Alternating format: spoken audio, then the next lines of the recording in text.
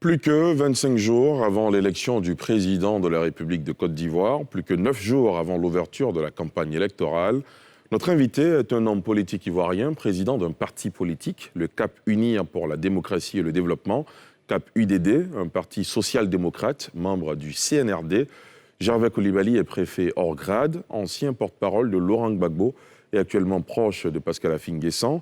Âgé de 63 ans, Gervais Coulibaly souhaite un nouveau dialogue politique en associant la société civile. L'enjeu de la prochaine présidentielle, son histoire avec Laurent Gbagbo, les années passées à la CEI, sa lecture de la situation sociopolitique actuelle du pays. Ses idées pour la Côte d'Ivoire, Gervais Coulibaly les évoque ce soir sans réserve sur NCI.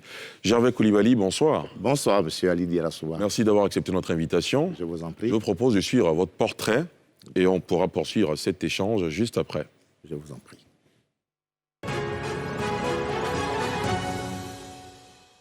Les arcanes de l'administration ivoirienne n'ont aucun secret pour lui. Délin Pelna Gervais Coulibaly, né le 20 juin 1957, est un énarque natif de Katiola, chef-lieu de région du Hambol. Préfet hors grade 3e échelon, il gravit toutes les marches jusqu'au poste de directeur de cabinet de ministre délégué, puis directeur général de la décentralisation du pays. Auréolé de 35 ans d'expérience et d'expertise en matière d'administration territoriale, de décentralisation et de développement local, il passe à expert en organisation et administration des élections et se voit confier le pilotage et la supervision des opérations de révision de la liste électorale à la CEI d'août 2014 à septembre 2019. Son départ du poste de deuxième vice-président de l'institution électorale à la faveur de la réforme de la CEI, conformément à l'arrêt de la Cour africaine des droits de l'homme et des peuples, sonne pour lui la rupture de ses premiers amours. Convenance personnelle, argue-t-il. Son nouvel horizon, la politique. C'est alors la reprise en main de son parti, le CAP UDD, CAP Unir pour la démocratie et le développement. La suite, l'ancien porte-parole de l'ex-président Laurent Gbagbo intègre lui-même la LMP, Ligue des mouvements pour le progrès, une plateforme de l'opposition dont il est aujourd'hui l'une des grandes figures. Ce positionnement n'emporte pas les us de l'administrateur civil chevronné. Avec lui, le verbe n'est jamais haut et le ton toujours polissé. Ce qui fait dire aussi bien à ses admirateurs qu'à ses détracteurs qu'il est certes un des grands commis de l'administration, mais qu'il reste encore dans l'antichambre des grands hommes politiques du pays. Une scène où il lui reste encore à faire ses preuves, toutes ses preuves. Gervais Coulibaly, qu'est-ce qui peut pousser un préfet hors grade à se lancer en politique, comme vous l'avez fait? Qu'est-ce qui vous a fait venir en politique? Je suis venu en politique, si vous voulez, par un concours de circonstances. De toutes les convictions. Ah si, le concours de circonstances n'exclut pas la conviction, bien au contraire. Bien au contraire. Expliquez-nous le concours Alors, de ma circonstances. Conviction, c'est qu'il faut travailler pour le peuple. Et le préfet ne fait rien d'autre que cela. Il travaille pour le peuple. Il travaille, son travail, c'est d'abord la femme, l'enfant, le vieillard. Il doit les protéger. Alors, est-ce qu'on peut les protéger mieux qu'en faisant de la politique? Très bien. Alors, le CAP UDD a un peu disparu des écrans radars. Peut-être que vous me direz le contraire. Quelle est l'actualité de ce parti en ce moment? Pourquoi on ne vous entend plus? Peut-être qu'on n'écoute pas du bon côté. Sinon, le CAP UDD est là. Le CAP UDD a participé à toutes les discussions qu'il y a eu dans ce pays. Le CAP UDD est un parti qui agit et qui pose les actes que doivent poser tous les partis politiques, à savoir faire son congrès. Nous avons eu notre congrès en janvier. Vous êtes venu le couvrir, il me semble. Nous avons ensuite participé à de nombreuses activités, tant à l'intérieur de la Côte d'Ivoire qu'à l'extérieur. Nos coordinations se réunissent. Nous-mêmes, nous nous réunissons à nos bureaux. Nous intervenons chaque fois que la Côte d'Ivoire, chaque fois qu'il faut intervenir dans l'intérêt du pays, nous intervenons. Alors, dire que le CAP UDD n'est pas en place, je crois qu'on nous voit. Aujourd'hui, quel est le positionnement du CAP UDD? Par rapport à quoi? Par rapport dans le débat qui se fait en ce moment, à quelques jours de la présidentielle. Vous êtes plutôt proche du FPI version... Non, ne nous mettez proche de personne. Le CAP UDD est d'abord proche de lui-même. Pourtant, c'est le cas. Non. Dernièrement, vous avez vu, Gervais Coulibaly, Cabrin Apia, Pascal Affi-N'Guessan rencontrer notamment Mamadou Coulibaly. Donc vous êtes proche de Pascal Affi-N'Guessan, c'est le cas de le dire. Quand je rencontre Pascal Affi-N'Guessan, Je suis président d'un parti, il est président d'un parti. Vous êtes dans la même plateforme politique? Non, il a une plateforme qui s'appelle l'AFD. Je suis dans une plateforme qui s'appelle la LMP. Les deux plateformes sont à l'intérieur, sont membres de la commission électorale indépendante. Nous sommes à la commission électorale indépendante. Il y a eu un problème à ce niveau. Nous nous sommes retrouvés parce que nous avions déjà un document ensemble et nous nous sommes retrouvés et nous avons donc produit une déclaration commune. Nous avons une position commune en ce qui concerne les élections actuellement. En politique, on peut se retrouver quand il y a une activité qui fait que vous avez les mêmes points, vous vous mettez ensemble, vous êtes fort, vous défendez la situation. Et puis après, chacun gardant son autonomie, bien sûr, et puis après, si vous devez vous séparer pour d'autres activités, vous vous séparez, vous vous retrouvez. C'est de ça qu'il s'agit. Alors, à quelques jours de la présidentielle ivoirienne, qui doit se tenir le 31 octobre prochain, date inscrite dans la Constitution, défendue par le pouvoir en place, vous souhaitez qu'il y ait des négociations, vous souhaitez qu'il y ait un dialogue, vous l'avez dit à la faveur de la conférence de presse que vous avez animée à la fin du mois de septembre dernier. Aujourd'hui, quel est votre sentiment? Bien, je pense que nous avons été entendus. Nous avons été entendus parce que tout le monde parle de dialogue. Voyez-vous, dans ce pays, on ne va pas effacer notre passé d'un coup de balai ou d'un coup de baguette magique. Dans ce pays, tout le monde a été nourri à la mamelle du dialogue. Vous avez, on va dire, deux grandes tendances dans ce pays. Il y a la tendance des oufouettistes qui disent, et Houphouët-Boigny a dit, que le dialogue doit être la seconde religion de chacun des Ivoiriens. Nous étions dans le parti unique, mais même quand nous sommes passés dans une situation multipartisane, tout le monde a gardé un peu de cela. Gbagbo Laurent ne dit pas autre chose. Il dit « asseyons-nous et discutons ». Alors, tout le monde est d'accord pour louer les vertus du dialogue. Nous sommes dans une situation assez difficile actuellement. Mais utilisons donc ce que nous savons faire le mieux. Dialoguons, c'est ce que nous avons proposé et nous nous rendons compte que tout le monde l'a accepté, pas parce que c'est nous qui l'avons proposé. Tout le monde est d'accord qu'il faut dialoguer, alors je pense que nous en sommes heureux. Quand vous dites dialoguer, vous pensez à ouvrir des négociations et repousser la présidentielle? Nous avons dit au niveau du CAPUDD, voici notre démarche. Ouvrons déjà le dialogue. Nous avons encore un mois avant les élections. Non, on n'a pas un mois, on a plus de 20 jours. Allez-y. On a 2 semaines, 3 semaines pour arriver aux élections. Alors, si pendant ces 3 semaines, nous pouvons régler ce qui fâche les uns et les autres, on règle le problème et puis on va aux élections. Si on ne peut pas, puisque nous sommes en train de discuter, ça aussi, ça fera l'objet de discussions. En ce moment, on verra est-ce qu'il faut reporter les élections ou ne pas les reporter. Donc vous vous désolidarisez de ceux qui appellent à ce que l'élection ne se tienne pas le 31 octobre. Tout le monde dit qu'il faut dialoguer. Personne n'a encore dit qu'il ne faut pas dialoguer. Guillaume Soro a dit qu'il n'y aura pas d'élection le 31 octobre. Guillaume Soro a dit quelque chose en laquelle il croit. Je pense vous n'y croyez pas, moi, non, je crois qu'il ne faut pas analyser la situation de cette manière-là. Guillaume Soro dit que il n'a pas dit qu'il n'y aura pas d'élection. Je l'ai écouté, il a dit s'il y a des élections, ça sera parce que eux, GPS, ils sont dans les élections, parce qu'il ne peut pas comprendre qu'il ne soit pas dans les élections, mais il n'a pas dit qu'il n'y aura pas d'élection. Ah si, il a clairement dit. Non, s'il n'est pas dans les élections, alors il n'y aura pas d'élection. Je pense que j'ai bien entendu ce qui a été dit par le président Soro Guillaume.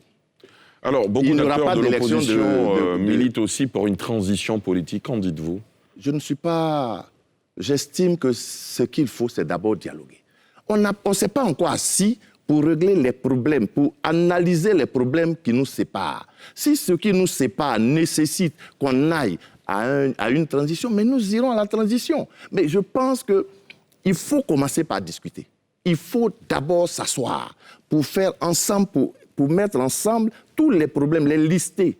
Il faut d'abord nous asseoir, voir quels sont les problèmes que nous avons. Une fois qu'on aura vu les problèmes que nous avons, nous serons aises de voir comment nous allons les régler. Et si pour les régler, il faut qu'on aille à une transition, mais nous irons à une transition. Et si on peut les régler sans avoir besoin de transition, mais nous n'aurons pas besoin de transition. Le gouvernement estime qu'il y a eu suffisamment de phases de dialogue politique pour vider tous ces contentieux. Je voudrais dire vous avez dit à l'entrée de cette émission que vous avez participé à toutes les discussions. Absolument. Nous avons participé à toutes les discussions qu'il y a eu en Côte d'Ivoire depuis 2011. Nous avons participé à toutes les discussions. Et je dois même dire que le CPD qui avait été créé en 2011 ou 2012, nous avions été là, à la rédaction des thèmes de référence de ce CPD qui a servi de cadre permanent de dialogue. Alors, ce que nous disons, c'est quoi? C'est que si nous nous mettons vraiment à dialoguer, vraiment si on s'assoit avec la volonté de réussir à régler nos problèmes, rien ne pourra nous déranger, rien ne pourra nous empêcher d'avancer. On n'a jamais trop dialogué. Jamais on a trop dialogué. Il ne faut pas que des personnes, même quand vous allez au village, nulle part, tout se règle par le dialogue. Vous vous mettrez à vous battre, même quand deux personnes se battent, dans la rue, ça se termine par un dialogue. Alors ce n'est pas un État dans une nation où on ne va pas dialoguer. Donc on n'aura jamais assez dialogué. Je dis au gouvernement, on a dialogué, c'est vrai, on dialogue depuis 2011, on dialogue même depuis très longtemps. Continuons de dialoguer. Il vaut mieux dialoguer que de calculer ou de rencontrer des pertes en vie humaine. Gervais Coulibaly, vous avez été vice-président de la Commission électorale indépendante, la CEI. Aujourd'hui, ce qui vous divise, pouvoir et opposition, c'est entre autres la dissolution de la CEI. Quel commentaire faites-vous ? De la dissolution de la CEI à laquelle j'ai appartenu? C'est de ça que vous voulez parler? Absolument. Mais écoutez, déjà en 2016, quand il y a eu cet arrêt de la Cour africaine des droits de l'homme et des peuples qui a demandé qu'on équilibre cette commission électorale, nous n'étions pas contre. Nous n'étions pas contre.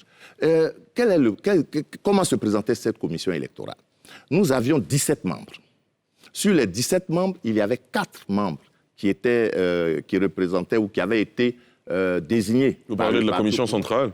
Oui, de la commission centrale. Après, je vais vous parler des commissions locales. La commission centrale, 4 membres proposés par le parti et les groupements au pouvoir, 4 membres proposés par les partis de l'opposition, 4 membres qui étaient proposés par l'administration, ce qui faisait 12, 4 qui venaient de la société civile avec 2 religieux et un membre du barreau et une personne qui venait des ONG, des organisations de la société civile. Et puis, il y avait un représentant du président de la République. Alors, si vous faites l'addition, les 4 membres qu'il y avait qui représentaient l'administration, les 4 membres qui représentaient le gouvernement, l'administration, le gouvernement, les 4 membres qui représentaient le gouvernement, les 4 membres qui représentaient le parti au pouvoir, ça fait 8. Parce que le gouvernement est composé de membres du parti au pouvoir. Donc ça faisait 8. Pas forcément. Attendez. Enfin. Le ministre de l'administration du territoire était représenté à la CEI. Ce n'est pas possible que le président de la République désigne un autre ministre, c'est-à-dire quelqu'un qui est ministre de l'Intérieur, qui soit de l'opposition. Bon, c'est un peu compliqué. Alors, d'accord. C'est un peu compliqué. Avant d'aller un peu je voudrais terminer. Terminer. Alors, on était à 16, plus le 17e qui était le représentant du président de la République. Vous voyez bien que c'était déséquilibré. Maintenant, quand on arrivait aux commissions locales, vous aviez au niveau des commissions locales 9 membres. 4 qui provenaient des partis, les 4 représentants des partis au pouvoir, les 4 représentants de l'opposition, et puis un qui représentait l'administration. Alors, vous voyez, quand vous allez à une élection, les 4 de l'opposition, s'ils votent, ils votent ensemble de manière disciplinée, les 4 autres votent de manière disciplinée, le seul qui représente l'administration est celui qui fait l'équilibre. Et généralement, ils votaient comme je vous le disais, ils votaient pour le gouvernement. Donc, on a eu beaucoup de représentants, de présidents de commissions qui étaient des présidents qui étaient du côté du parti au pouvoir. Voilà ce qu'il y avait. C'est ce qui faisait une sorte de déséquilibre. Parce que ce n'est même pas les partis de l'opposition qui avaient saisi la Cour africaine. La Cour africaine avait été saisie par un organe de la société civile. Voilà comment ils avaient été saisis. Alors, partant de là, on nous a dit qu'il fallait refaire la CEI. Moi, je n'y voyais pas d'inconvénient. La preuve, je suis sorti sans discuter. Vous n'êtes pas sorti, vous êtes allé au bout de votre mandat. Non. Nous sommes partis avant la fin de notre mandat. Très bien. Alors, de 2014 notre mandat finissait en juillet, août, nous sommes partis en septembre. Très bien. De 2014 à septembre 2019, vous étiez présent donc à la commission électorale, à la commission centrale de la CEI. Est-ce que cette position n'a pas été préjudiciable à votre posture de parti d'opposition? En étant à la commission électorale? Oui. En quoi c'était préjudiciable? J'avais été remplacé au niveau de mon parti par une dame qui a bien fait son travail, Madame Boyete. La camarade Boyete-Laurette a bien fait son travail. Le parti est resté vivant. Le parti est allé à toutes les rencontres. Nous avons participé au niveau de la social-démocratie. Nous sommes membres fondateurs de ce qui est le pendant de l'international socialiste, qui est l'Alliance progressiste. Nous sommes membres fondateurs. Elle a été à toutes les rencontres. La preuve, c'est qu'à notre congrès en janvier, le coordonnateur mondial de l'Alliance, le camarade Conny Reuter, était ici en Côte d'Ivoire. Il est venu, il a assisté à notre congrès. Nous avons eu les camarades sociaux-démocrates qui sont venus. La fondation Friedrich Ebert était là. Donc, elle a fait son travail. Et ce n'est pas ma présence. Si un parti ne tient qu'à un individu, c'est dangereux. Très bien. Gervais Coulibaly, vous avez été le porte-parole de l'ex-président Laurent Gbagbo. Quels sont vos rapports aujourd'hui? Je n'ai aucun problème avec le président Laurent Gbagbo. Bon, vous me posez la question, je vais vous répondre. Quand j'ai été à La Haye, je reviens de La Haye, moi j'estime que ce n'est pas un fait de guerre. Quand on va rencontrer son patron, quand on va rencontrer un aîné, vous allez le retrouver, il est en prison. Quand je sors de là, le Sonoufo que je suis, l'Ivoirien que je suis, l'éducation que j'ai reçue, l'énarque que je suis, ne vient pas s'en vanter. Donc vous fustigez ceux qui s'en sont vantés? Non, j'ai dit moi. Très bien. Voyez-vous, est-ce qu'ils sont énarques? Fouillez. Il y a eu combien d'énarques qui sont allés le voir et qui sont sortis et qui l'ont dit? Mais vous le dites ce soir. Mais parce que vous me le demandez. C'est cela. Si vous me posez la question, je n'ai pas l'habitude de ne pas répondre aux questions qu'on me pose. Je vous l'ai dit. Surtout que vous êtes dans sans réserve. Voilà. Quand vous me posez une question, je vous donne la réponse. Ne me posez pas de questions si vous avez peur de la réponse. Quels sont vos rapports? Voilà. Je vais terminer. Avec le président Gbagbo Laurent, je n'ai aucun problème. De très bons rapports. Je l'ai vu avec une grande émotion. Il m'a bien reçu. Vous lui avez parlé dernièrement? Non, pas ces jours-ci. Pas ces jours-ci, je ne lui ai pas parlé ces jours-ci. Depuis qu'il est à Bruxelles, je n'ai pas eu l'occasion de m'y rendre. Mais quand j'aurai l'occasion, j'irai. Il vous a confié son point de vue sur la situation sociopolitique actuelle? Non. Vos rapports avec Simone Gbagbo? Mais Simone Gbagbo, comme on dit, c'est mon aînée. Je la rencontre quand je veux. Elle me reçoit, elle me fait l'honneur de me recevoir. Vous voyez, je vais vous dire une chose. Dans nos rapports, il n'y a pas que des rapports politiques. Quand je vais rencontrer Gbagbo Laurent, je ne vais pas forcément pour des rapports politiques. Il y a des rapports affectifs entre nous. Gbagbo Laurent a bien voulu me faire l'honneur de me choisir comme ami parmi... Vous savez comment ça se fait dans la tradition? Devant mes parents, on donne une pièce de 25 francs et dit « Je vous demande, je voudrais qu'il soit mon ami ». Ça a été fait pour moi, devant mes parents. Et ça, pour moi, c'est le plus grand honneur qu'un chef d'État vienne vous demander cela. Ensuite, quand la première dame Simone Gbagbo est sortie de prison, je suis allé la saluer. Tout dernièrement, en janvier, je suis encore allé la saluer. Je lui rends visite. Vraiment, quand j'arrive, on ne parle pas que politique. On parle aussi de choses de la vie. Elle me pose des questions sur ma famille. Elle me demande comment... Moi aussi, je lui demande comment elle va. Voilà. On discute vraiment. On ne peut pas parler que politique. Il n'y a pas que la politique. Vous avez la même posture avec le président Ouattara? Le président Ouattara, quand je le rencontre, je le salue. Il me fait l'honneur de répondre à mes saluts. Puis, je n'ai pas encore eu l'honneur d'être appelé chez lui à la maison. Donc, quand je le vois, en tout cas, jusqu'à preuve du contraire, le président Ouattara, je n'ai aucun problème avec lui. Ni avec le président Bédié, d'ailleurs. Très bien. Que j'ai visité il n'y a pas encore très longtemps. Très bien. Gervais Coulibaly, dans le débat politique actuel, l'un des maîtres mots qui revient essentiellement, c'est le mot réconciliation. Vous avez le sentiment que les Ivoiriens sont profondément divisés ou c'est la classe politique ivoirienne qui est divisée? Moi, je pense que les Ivoiriens ne sont pas profondément divisés, mais la classe politique leur fait croire qu'ils sont divisés. Il y a de la manipulation? Je ne sais pas si c'est de la manipulation, si c'est de la mauvaise foi, ou qu'est-ce que c'est, mais il est clair que... Je vais vous dire une chose. Je suis contre tout ce qui est pro. Par exemple, quand on dit pro-Gbagbo, pro-Ouattara, pro-Bédié, je ne suis pas pour. Pourquoi? Parce que quand on met pro et qu'on ajoute le nom d'un individu, pour moi, à partir du moment où quelqu'un dit « je suis pro ceci », il porte des œillères. Ça devient des questions de personne, ça devient de la passion et on accepte difficilement parce que les questions de personne sont très difficiles à régler. Par contre, vous voyez, quand on dit « il est oufouettiste », vous avez le RHDP vous dit qu'il est oufouettiste, le PDCI vous dit qu'il est oufouettiste, il y a des gens, ça dit on partage l'idée. Les idées de la personne. C'est la définition que j'en donne. Quand certains disent « je suis gbagboïste », ce n'est pas la même chose que « je suis pro-Gbagbo ». Quand on dit « je suis gbagboïste », ça veut dire que je partage les idées que Gbagbo nous a présentées. Je suis d'accord avec. Mais on peut discuter des idées.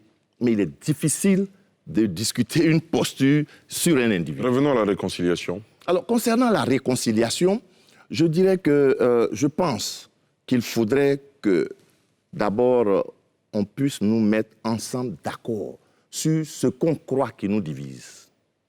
Ce qu'on croit qui nous divise. Tout ce qui est communautaire, pour moi, ne nous aide pas.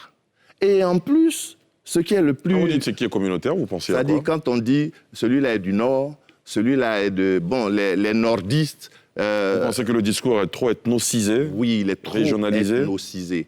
Et je suis convaincu que en dehors de l'aspect politique, quand vous vous retrouvez avec vos amis, c'est à peine si vous leur demandez de quelle ethnie ils sont. Et vous n'en tenez pas compte pour vivre avec eux. Nous, en tout cas, dans notre génération, nous ne savions même pas, à peine si on savait de quelle ethnie était tel ou tel. Nous vivions avec celui qui était avec nous, devant nous, comme il était. Quelles sont vos propositions en tant que parti politique dans ce sens? Dans ce sens, moi, je pense que la première chose qu'il faudrait faire, c'est d'abord, je vais vous surprendre là-dessus, c'est d'abord chercher à avoir des institutions solides. Il faudrait que, en Côte d'Ivoire, nous nous mettions, parce que ce sont ces institutions-là, si elles sont solides et qu'on réussit à créer cette confiance qui a été rompue, c'est une question de confiance, hein, tout simplement. On recrée la confiance. On crée la confiance entre les Ivoiriens, les uns et les autres. À partir du moment où je ne doute plus après avoir enlevé tous vos pro, hein, je l'ai dit, je suis contre les pros.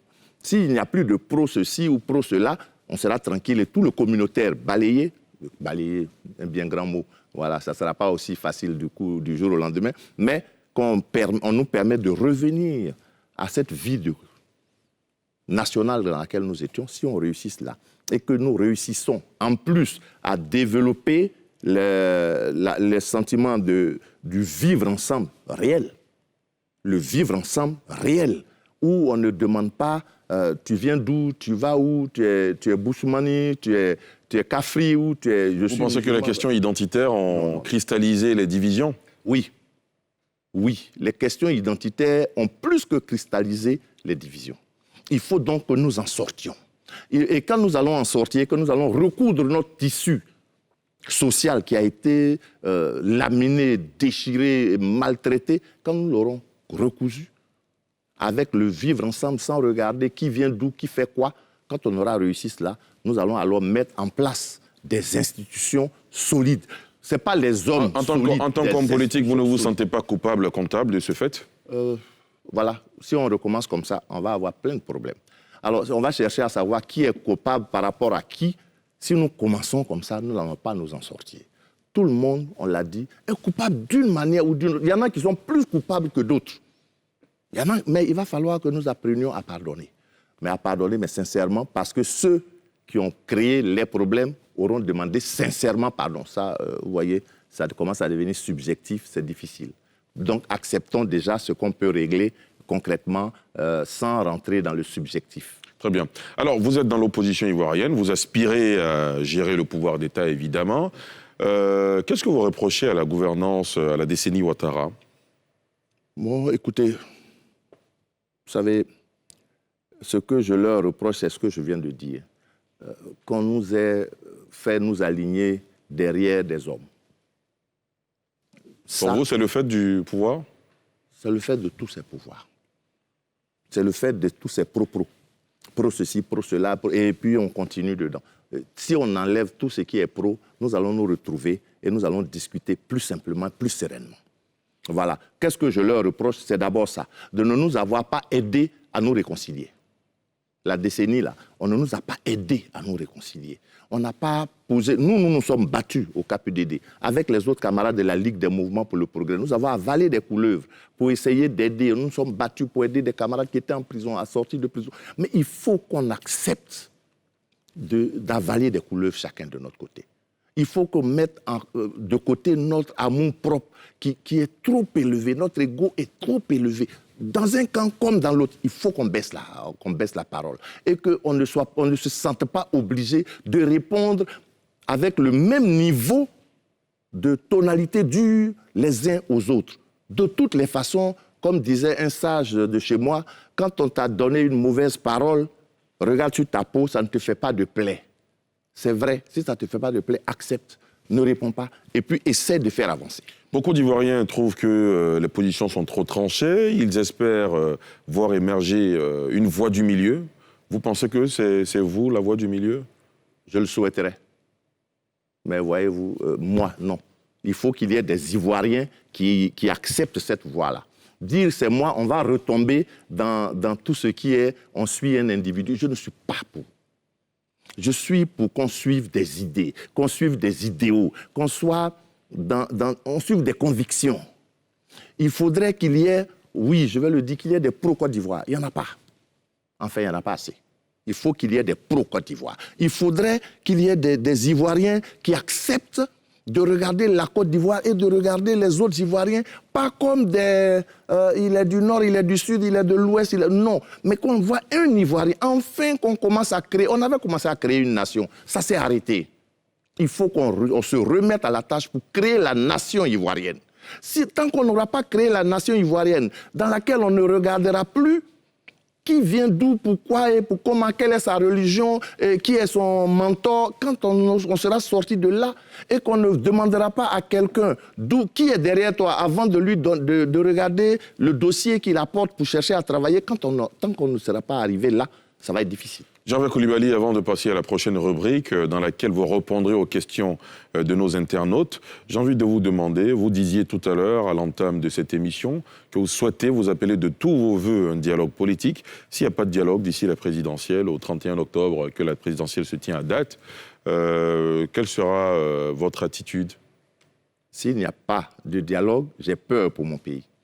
Parce que si nous restons sur les positions sur lesquelles chacun se tient, je suis convaincu que les élections qui auront lieu, les élections pourront avoir lieu. Mais est-ce que les uns et les autres en accepteront les résultats dans les conditions dans lesquelles nous sommes? Moi, je dis non. Ce n'est pas sûr que les résultats soient acceptés. Alors, qu'est-ce qu'il faut faire, selon vous? Ce qu'il faut faire, c'est de s'asseoir, de discuter. Et s'il faut réformer quelques organes, il faut les réformer. Et que chacun, en venant à la discussion, ne vienne pas braquer. Chacun vienne prêt à faire des concessions dans l'intérêt de la Côte d'Ivoire. Et c'est ce que je demande à tout le monde de faire. Que nous allions aux discussions, pas braquer pour dire si ceci ou cela n'est pas fait, ça ne sera pas comme ci ou comme cela. Alors, dernièrement, l'opposition a appelé à la désobéissance civile. Le samedi prochain, le 10 notamment, un grand meeting de l'opposition est prévu au stade Félix Houphouët-Boigny. Vous y serez? Voyez-vous, je ne suis pas contre aller au meeting. J'y serai certainement. Parce que se retrouver, si vous refusez d'aller dans ce genre de meeting, comment réussirez-vous à faire passer votre message? Je ne suis pas contre la désobéissance civile, qui est une forme aussi de réaction démocratique, pourvu qu'on ne casse rien. Et je ne crois pas que ceux qui ont appelé à la désobéissance civile demandent aux gens de casser. Je ne crois pas qu'ils vont le faire. Si un jour j'entends qu'on demande à la désobéissance civile et qu'on incite des gens à casser, alors en ce moment, je vais dénoncer. Des centaines, des milliers même de jeunes vous suivent ce soir sans réserve, en direct sur NCI. Un message pour ces jeunes? Je voudrais demander à ces jeunes-là de regarder leur pays, de regarder la Côte d'Ivoire, de ne pas... C'est vrai, nous nous battons tous contre les injustices. Nous souhaitons que les règles que nous établissons pour la direction de notre pays soient respectées. Mais quel que soit Alpha, je demande aux Ivoiriens d'accepter de dialoguer, d'accepter de regarder l'autre comme étant son frère, de regarder l'autre comme étant un Ivoirien et de voir l'intérêt de la Côte d'Ivoire.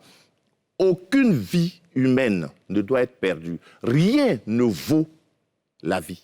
Alors, il faut que nous y allions avec la paix, avec le calme. Je demande donc aux Ivoiriens, aux jeunes Ivoiriens surtout, de penser à la paix pour leur pays, de penser au calme, à chercher à développer la Côte d'Ivoire. Mais on ne réussira jamais à développer ce pays si on n'y va pas avec la paix, si on n'y va pas avec un cœur qui est prêt à avaler quelques couleuvres. Je n'ai pas dit qu'il faut tout accepter, non. Quand il faut dire non, on dira non. Quand il faudra dire oui, on dira oui. Mais on ne peut pas dire non tout le temps. On ne peut pas dire oui non plus tout le temps. Il faut qu'on regarde quel est l'intérêt, où se trouve l'intérêt de notre pays et qu'on y aille. Merci Gervais Coulibaly d'avoir répondu à cette première série de questions. La deuxième série des questions, ce sont des questions de nos internautes. Ce sera juste après ceci.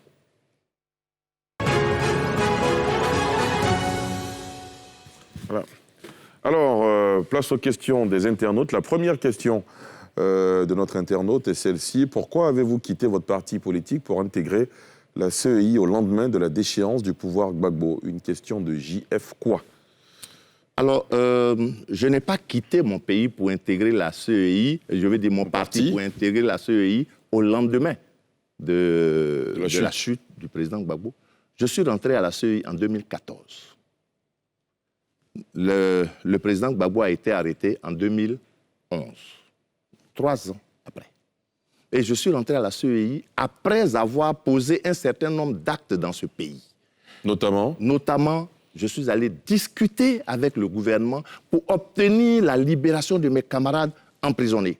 J'ai discuté avec le gouvernement pour obtenir le dégel des avoirs de nos comptes, parce que moi-même j'étais dedans, nos comptes qui étaient gelés. J'ai discuté. Ce que je dis peut être vérifié. Le gouvernement est là. Si je ne l'ai pas fait, ils le diront. De toute façon, ils l'ont dit à mes camarades au cours de notre réunion que nous avions eue pour le CPD à Grand-Bassam. J'ai discuté avec le gouvernement pour la mise en place de la commission électorale, c'est-à-dire pour la normalisation de la situation sociopolitique avec mes camarades de la Ligue des mouvements pour le progrès, notamment le camarade Apia, le camarade Mel Théodore, paix à son âme. Et nous sommes venus en Côte d'Ivoire là. Je suis rentré parmi les premiers d'exil, avec tout ce que cela comporte comme risque. Quand j'arrivais à Abidjan, il y avait des barrages de Dozo presque tous les 50 mètres. Ce n'était pas facile, mais nous avons discuté. Nous avons discuté, nous avons aidé à cela. Je n'ai pas dit que c'est nous qui l'avons fait, mais nous avons discuté. Très bien. Voilà. Donc je suis rentré à la CEI dans ce cadre-là. Prochaine question d'internaute. La question nous dit ceci. L'ex-président Laurent Gbagbo, votre ancien patron, peine à rentrer en possession de son passeport diplomatique. Votre réaction? Ma réaction, ça ne sera pas la première fois que je l'ai dit sur beaucoup d'autres réseaux. J'ai dit ceci, que le président Laurent Gbagbo est un citoyen ivoirien. En plus, ancien chef d'État, ce n'est pas normal qu'on lui refuse un passeport. Ça, je pense que c'est la moindre des choses. Il faut lui donner son passeport. Et s'il veut rentrer en Côte d'Ivoire, qu'il entre. Très bien. Voilà ma position. Prochaine question. Pourquoi la proclamation des résultats de la présidentielle en Côte d'Ivoire prend autant de jours? Vous qui avez été vice-président de la CEI, une question de Maestro Bamba. La proclamation prend beaucoup de jours parce que le mode opératoire est long. Je pense que quand nous y étions, nous avons travaillé à le raccourcir. Et je pense que mes camarades qui y sont restés travaillent encore à le rendre beaucoup plus court. C'est tout simplement dû au fait que les règles, c'est que après le bureau de vote, il faut aller faire la compilation à la commission locale, sous-préfectorale ou communale. Après, il faut aller à la départementale. Après, il faut aller à la région. Et de la région, maintenant, ça vient à Abidjan. Ça met du temps. Or, vous savez comment sont les moyens de communication. Et on veut s'assurer qu'il n'y a pas d'erreur de calcul. Parce que ce qui sort du bureau de vote, normalement, c'est ce qui doit arriver à la CEI. Maintenant, le reste, les autres formes peuvent changer. Mais le résultat, si vous, Ali Diarra-Souba, vous avez eu 15 voix dans le bureau numéro 1, on ne doit pas à la fin vous retrouver avec 17 voix. Ce PV-là qui nous vient, nous vérifions pour voir qu'on n'a pas changé les chiffres en route. Alors, si on se précipite, on peut laisser passer des choses. C'est pour cela qu'on vérifie les coordonnateurs, les superviseurs, c'est-à-dire les commissaires centraux qui ont chacun plusieurs zones, doivent vérifier cela. C'est pour cela que ça prend du temps. Mais ça, nous y avons travaillé et je crois que ça va aller beaucoup plus vite. Très bien. Prochaine question d'internaute. La question nous dit ceci. Pourquoi dénoncez-vous maintenant des choses à la CEI alors que vous les aviez acceptées quand vous y étiez? Irié Pascal. Quoi, par exemple?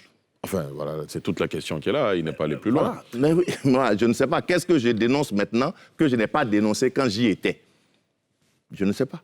S'il s'agit de dire que la commission était déséquilibrée, je l'ai dit pendant que j'y étais. J'ai dit qu'elle était déséquilibrée. Très bien. Prochaine question. Pourquoi n'avez-vous pas fait acte de candidature? Tout simplement parce que je n'étais pas prêt. Je sortais de la CEI. Je suis sorti de la CEI il y a combien de temps? En octobre, en septembre-octobre.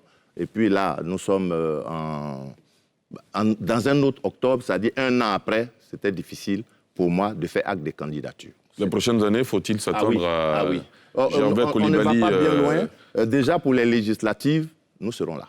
Très bien. Et pour la présidentielle future aussi? Et oui, nous serons là aussi. Très bien. Une annonce en direct, sans réserve sur NCI. Prochaine question d'internaute. Selon vous, entre Assoadou et Afin Guessan, qui des deux incarne le mieux la vision de votre ex-patron Laurent Gbagbo? Il faudra demander au président Laurent Gbagbo, c'est lui qui le dira. Je crois que le problème qu'il y a au sein du FPI, je ne sais pas si c'est une question de vision ou si c'est une question de personne. Selon vous, c'est quoi le problème? Je préfère ne pas m'en mêler. Sans réserve Sans réserve. Mais c'est sans réserve. Depuis le début, j'ai dit, je ne me mêle pas de cette question. Je laisse... Le président Laurent Gbagbo n'a pas besoin de quelqu'un pour l'aider à régler cette question. Très bien. Prochaine question. Cette fois-ci, la question nous vient de Kwadjo Franck qui nous dit « Vous avez créé votre parti, est-ce à dire que vous ne partagez plus les idéaux du FPI ?» Attendez, je n'ai jamais été FPI. Il faudrait que je profite de votre micro pour le dire. Je n'ai jamais été FPI. Cela ne signifie pas que je ne partage pas... Le FPI est un parti socialiste. Je suis social-démocrate. Ça ne signifie pas cela. C'est la même maison. Il y a des chambres différentes. Très bien. Prochaine question. Cette fois-ci, c'est une question de Touré Kader qui dit honnêtement, pensez-vous que votre parti tiendra sur le long terme? L'avenir nous le dira. Alors, j'ai envie de vous poser une question en même temps. Votre parti justifie de combien de membres en ce moment? Vous voyez, quand... Vous êtes sur l'ensemble du territoire ivoirien, nous sommes sur l'ensemble du territoire. Alors, dire que mon parti a... Moi, je ne dirais pas que nous avons 300 000, 400 000, 500 000. Non. Nous avons, quand nous comptons nos militants sur l'ensemble du territoire, nous ne donnons pas un chiffre exact. Oui, nous avons 4 500 militants, nous avons 50 000 militants. Non. Sachez une chose, nous avons déjà, sur l'ensemble du territoire, nous sommes à la CEI, il y a 500 et quelques commissions locales. Nous, à la LMP, nous en avons 200 et quelques. Et nos 200 et quelques commissions sont... les postes qui nous ont été attribués sont occupés par nos militants. Ça veut dire qu'on a déjà... Parce qu'on ne peut pas mettre un militant dans une CEI s'il n'y a pas une base autour de lui. Très bien. Prochaine et dernière question d'internaute. La question nous dit ceci. Il y a des émissaires de la CEDEAO, de l'Union africaine et de l'ONU en Côte d'Ivoire. Est-ce que Gervais Coulibaly va les rencontrer et qu'est-ce qu'il attend de cette mission? J'appartiens à une plateforme qui s'appelle la Ligue des mouvements pour le progrès, dont le président est le camarade Apia Cabran, qui est mon ami. Tout le monde le sait. C'est lui qui a en charge cet aspect des choses. S'il m'invite à l'accompagner, eh bien, j'irai. Sinon, je ne me bats pas pour rencontrer comment on les appelle, tous ces diplomates qui arrivent pour la négociation. Une chose est claire, c'est que j'ai dit ce que je pense. Je l'ai dit à qui veut l'entendre, à qui peut l'entendre.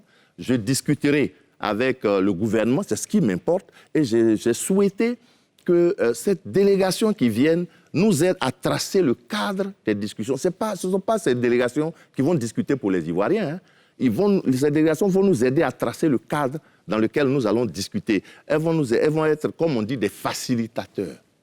Donc, nous leur demandons de nous aider là où ça va coincer, qu'elles nous facilitent le passage de certaines pilules qui sont quelquefois très difficiles à avaler. Voilà ce que je peux dire. Gervais Coulibaly, est-ce que vous avez le sentiment d'avoir répondu à toutes nos questions sans réserve? C'est vous qui le direz. Merci infiniment d'avoir accepté notre invitation. Merci à vous, chers internautes, chers téléspectateurs, de nous avoir suivis. Excellente suite de programmes sur la nouvelle chaîne ivoirienne.